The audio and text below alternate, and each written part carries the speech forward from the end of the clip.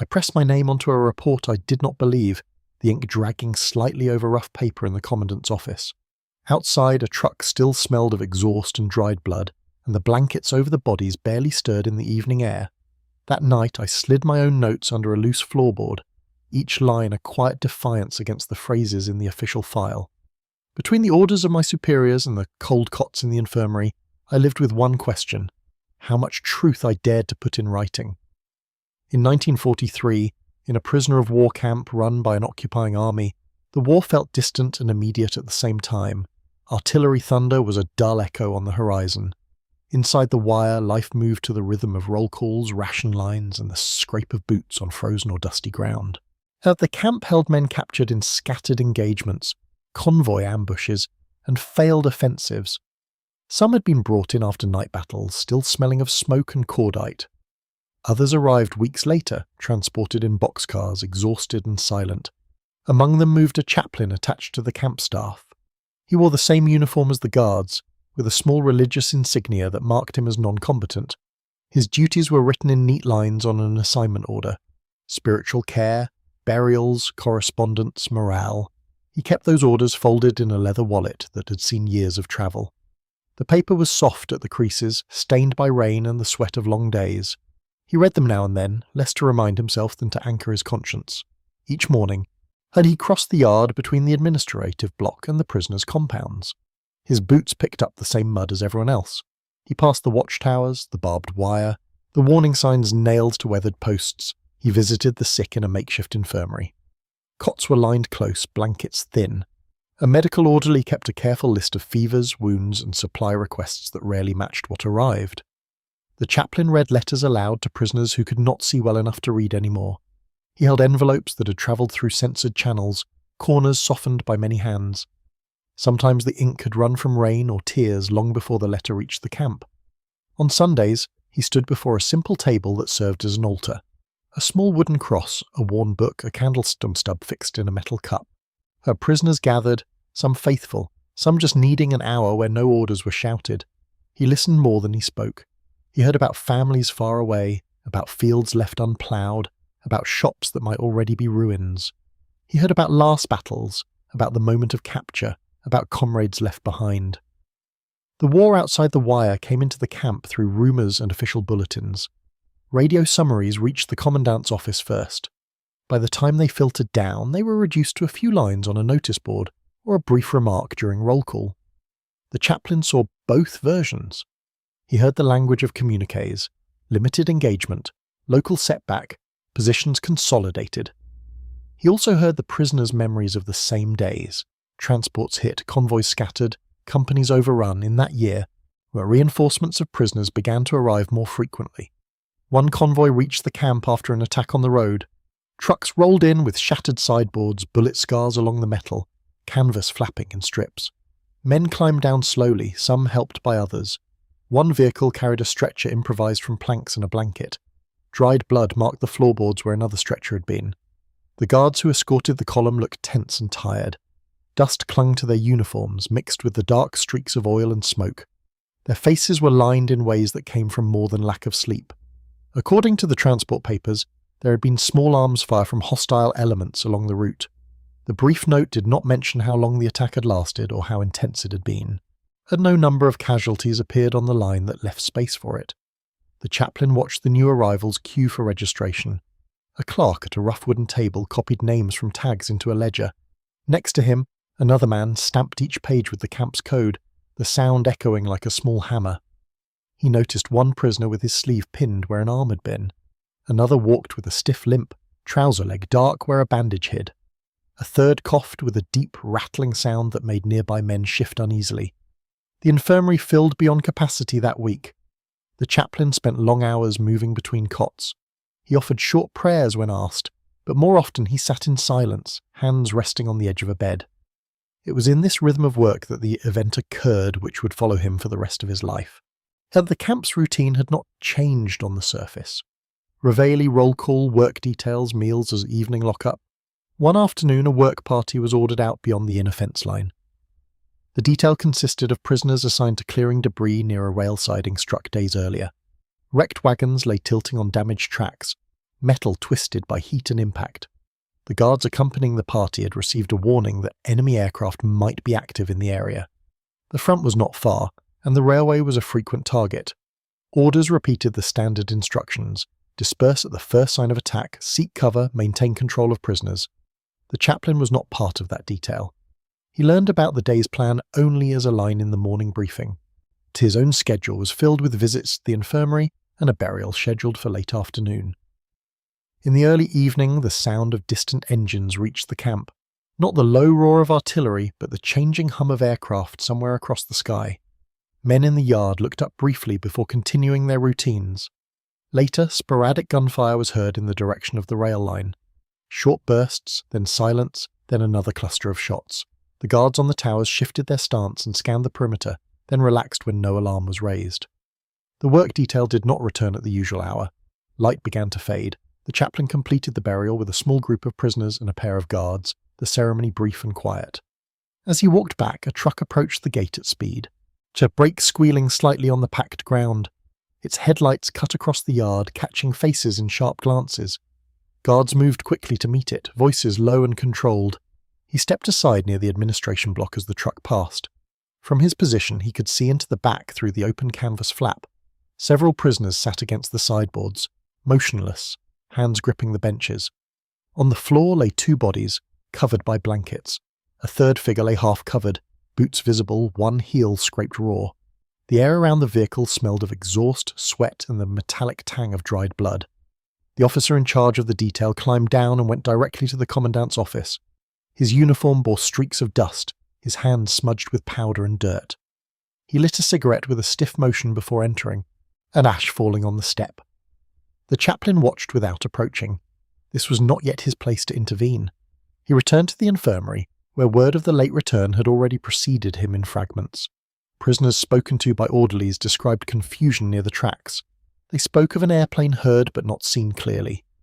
They mentioned shouting, a sudden rush for cover, guards firing in several directions.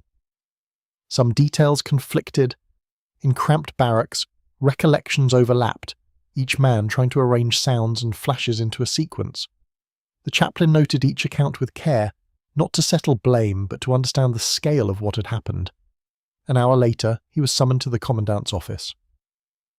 The corridor smelled of tobacco and damp wool. A clerk sat outside with a typewriter, keys resting under his fingers, and a half-finished document rolled in the carriage. Inside, the commandant stood near a table where maps were spread. The officer from the work detail was there, cap under his arm, eyes fixed on a spot on the wall rather than on anyone in the room. An aide held a folder labelled with the camp's code and the date. The commandant spoke in measured terms. He explained that enemy aircraft had made a low pass near the work site. According to the report, prisoners had scattered toward the rail embankment, some moving beyond the designated area. He stated that in the confusion, with the possibility of escape attempts, guards had opened fire. 2 prisoners were dead, another gravely wounded. The incident, he said, required a formal record. The chaplain was told that his presence was needed because he had ministered to the dead and wounded. And he confirmed that he had seen the bodies brought in. He confirmed that he had prayed over them before they were moved to the makeshift mortuary. A sheet of paper lay on the table, already partially filled. The typed lines described an enemy strafing run, disorder among the prisoners, and necessary use of weapons to prevent escape under cover of attack. At the bottom, space remained for signatures. The commandant pointed to a line where the chaplain was expected to sign as having attended to the dead and wounded. It was, in technical terms, a routine confirmation that the casualties listed were real and that the dates matched. But the wording above that line reached beyond what he could honestly witness. He had not been there when the shots were fired. He had not seen prisoners attempt to run, and he had only the fragments heard later, spoken quietly on cots and benches. In those fragments, there were mentions of men trying to lie flat in shallow ditches. There were mentions of a guard shouting indistinct words, of bullets striking ballast and timber. One man spoke of someone raising his hands before falling. The chaplain asked in a restrained tone whether any neutral observers would be informed. The commandant replied that a summary would be prepared for higher command and, if required, for inspection services. He emphasized that internal unity of the report was essential. The chaplain's hand touched the pen on the table, then withdrew. He requested that his signature be limited strictly to the identification of the deceased. He proposed that the phrasing make clear that he had not witnessed the incident itself. There was a brief pause. The officer from the work detail shifted to his weight but said nothing. The aide looked at the commandant, waiting for a sign. The commandant agreed after a moment to add a clarifying phrase near the signature line. The document would state that the chaplain had attended to the casualties after their return to camp. Nothing more. It was a narrow space, but it was real. The chaplain signed within those constraints, the ink drying slowly on the slightly rough paper. The aide blotted the sheet and placed it carefully in the folder. That night, the chaplain returned to his small office near the chapel room. The light bulb above his desk flickered once before stabilizing. He opened a notebook where he recorded daily events in a compressed, careful script. He wrote the date. And he noted the arrival of the damaged work party, the number of bodies, the condition of the wounded. He recorded the official explanation as given in the commandant's office. Then he left several lines of space and wrote in plainer words what he had heard from the prisoners. He did not assign conclusions. He simply placed description next to description, positions, distances as guessed by those present, the pattern of fire as they remembered it. He did not name the guards. He did not name the prisoners who had spoken. He knew that if this notebook were found, any identified man might face retaliation. The notebook itself was already a risk. Chaplains were allowed journals, but not detailed critiques of security incidents. He wrapped the book in cloth and placed it beneath a loose board under the small bookshelf. In the weeks that followed, the wounded survivor of the incident lay in the infirmary. Shrapnel and bullet wounds limited his movement. Fever came and went. The chaplain visited often, speaking little, adjusting a blanket, reading a passage when asked. The prisoner's recollection remained clouded by pain and shock. He remembered the roar of an aircraft that did not fire. He remembered the sound of rifles behind him and stones striking his face as he fell. According to his fragmentary memory, no bombs fell on the track that day. He did not recall seeing flashes from the sky, only dust from the ground. But he also admitted that he had been looking toward the embankment, not upward, when the firing began. The chaplain stored these details alongside others in his mind, adding small notations to another sheet of paper that never left his office. It was a simple list: dates, locations within the camp, incidents that did not align neatly with official phrases. He used no accusations, only verbs like heard, was told, appeared. Some nights aircraft did pass overhead, dropping bombs on rail yards and depots beyond the camp. The prisoners heard the thuds and the distant sirens. The camp lights dimmed under blackout regulations, leaving only the glow from guard posts. Each such night reminded everyone inside the wire how exposed they were. The chaplain's thoughts returned repeatedly to the question of what would happen if the camp itself were hit. He had read the regulations for the protection of prisoners during air raids. He had also seen how little shelter existed. In this atmosphere, the incident at the rail siding was not an isolated event. It became part of a pattern in his mind, a pattern in which fear and force overlapped too easily. At its centre lay the question of responsibility. Who would speak when boundaries were crossed? In the early months of that year, rumours circulated that neutral inspectors might visit the camp. Prisoners spoke of organisations that tracked their conditions, that collected names and forwarded lists to families. The chaplain had seen such visits in other postings, carefully staged and tightly controlled. He considered whether he should prepare some form of report for such an inspection. He knew that written complaints from prisoners could bring short-term reprisal. He also knew that silence could leave patterns unchallenged. And he reviewed the conventions meant to govern the treatment of prisoners. He had copies of certain clauses, carried from earlier assignments, folded behind devotional texts. They spoke of humane treatment, of protection from violence, of the duties of those in charge. By those standards, the shooting at the rail site could not simply be counted as an ordinary wartime accident. The circumstances were unclear, but the outcome demanded scrutiny. The use of lethal force against unarmed men in custody stood at the edge of a line drawn in both law and conscience. Support for the prisoners' daily welfare and reporting of abuses were not separate tasks. They intersected in difficult ways. Any step to record wrongdoing might provoke restrictions on his access to those who depended on him. And he imagined the possible consequences if he raised the matter openly with external authorities. Work details could be reduced, but punishments intensified. Access to the infirmary could be limited, citing security concerns. Religious gatherings, already under watch, might be curtailed under the pretext of preventing disorder. Visits to dying men could be subjected to unnecessary delays. Mail that carried brief lines of comfort to families could be withheld more frequently. He carried these considerations with him during his rounds.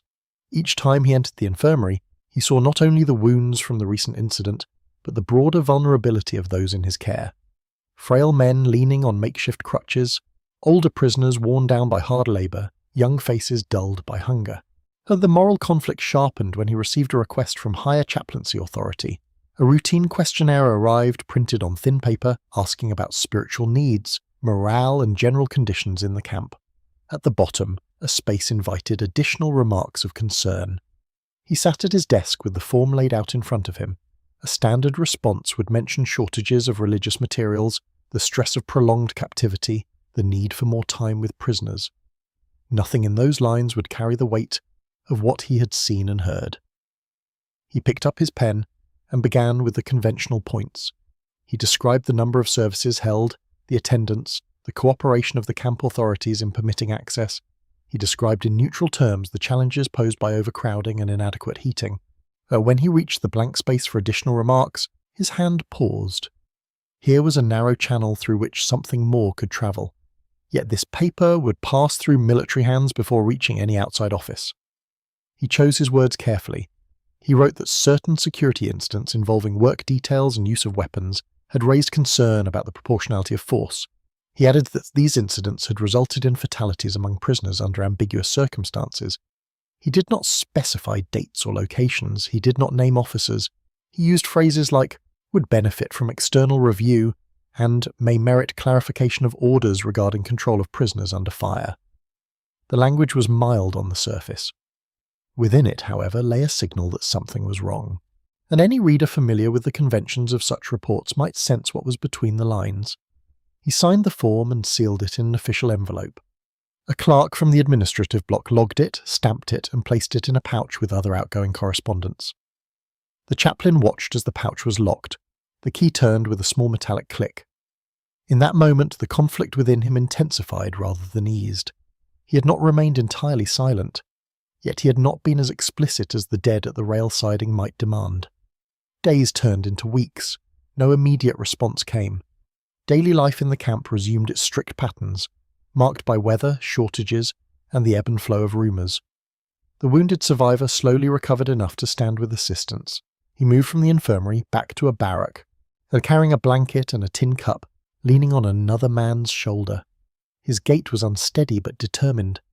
The chaplain continued to visit him, now sitting on a bench outside when weather permitted. They spoke about home, about mundane details that helped anchor a day. The incident itself was mentioned less often, as if both men understood that retelling it did not change the record. In the guardroom, stories circulated with different emphasis. Some guards spoke of the day at the rail siding as a justified response to disorder. Others avoided description, reducing it to a bad day or a necessary measure. The chaplain heard fragments of these conversations when he passed, when a door was left slightly open, when a sentence broke off as he approached. He stored these sounds alongside the prisoner's words, at another layer in his internal archive. No transcript would ever capture all of it. Months later, word reached the camp that front lines had shifted significantly. The war was moving, bringing uncertainty about the fate of rear area installations. There was talk of consolidation, relocation, perhaps evacuation of some camps. Within this unsettled context, some administrative files were reorganized. Folders were moved, labels rewritten, older documents thinned. A clerk working late one evening fed selected papers into a small stove to reduce the bulk of storage. The chaplain did not know which documents disappeared in that process. He had no access to the archives beyond what he saw in passing, but he understood how easily a single report, a single phrase could vanish in the routine of war administration, as his own notebook remained under the floorboard, untouched except on rare nights when he checked that it was still there. The pages had absorbed the camp's air, taking on a faint smell of smoke and damp wood. Ink marks had faded slightly where moisture had once seeped in. He faced another decision when a neutral inspection team finally arrived.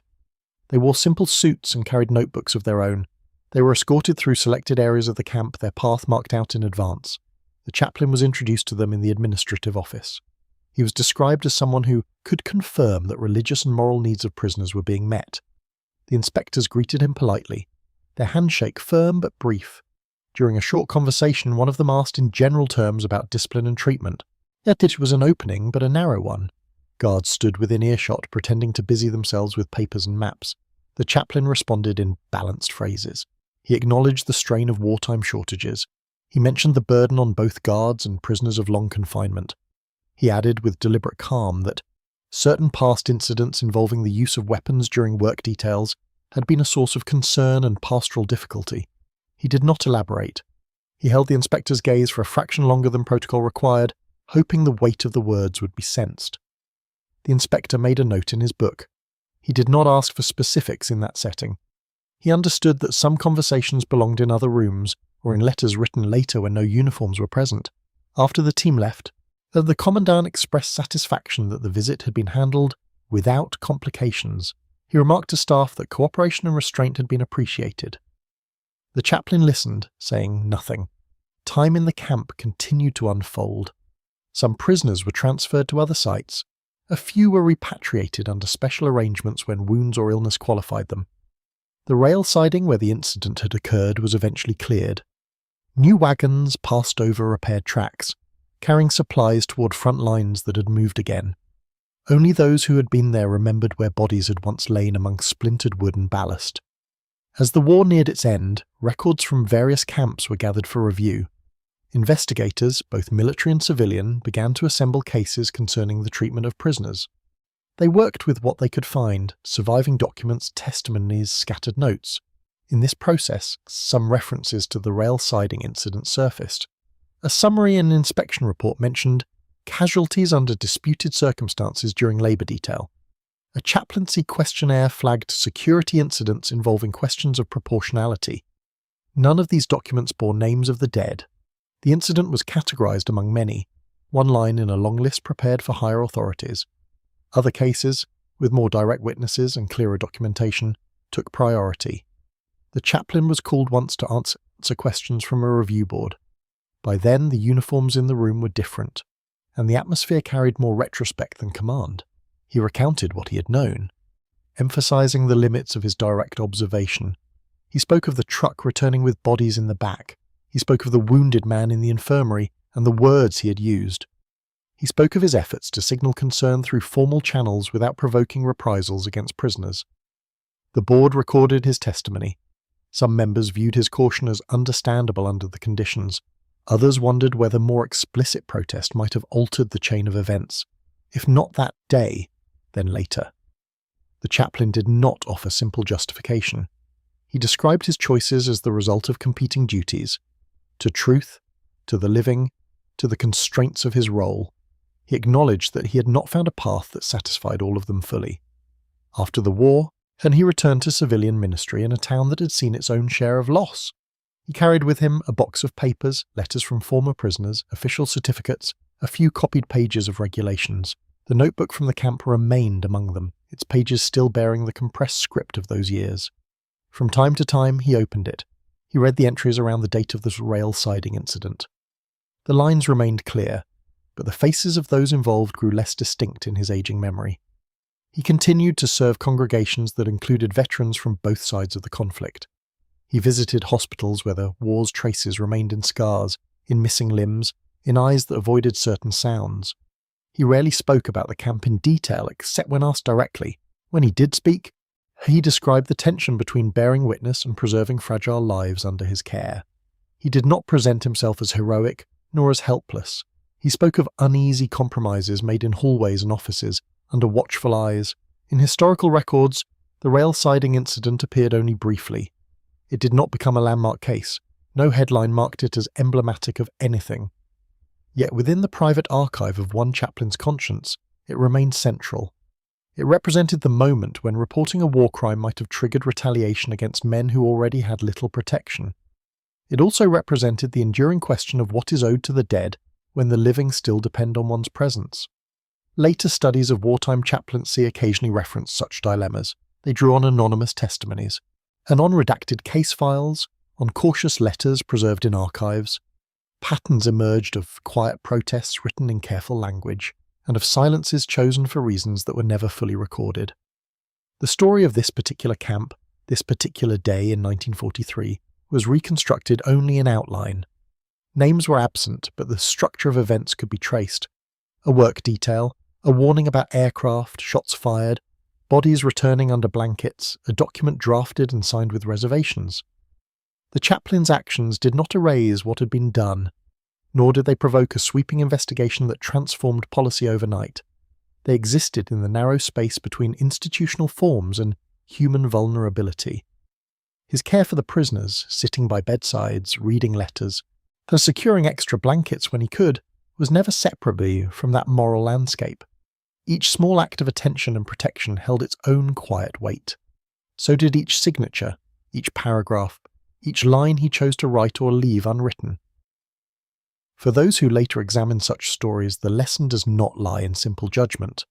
It lies in recognizing the constrained choices available to individuals who serve within systems at war.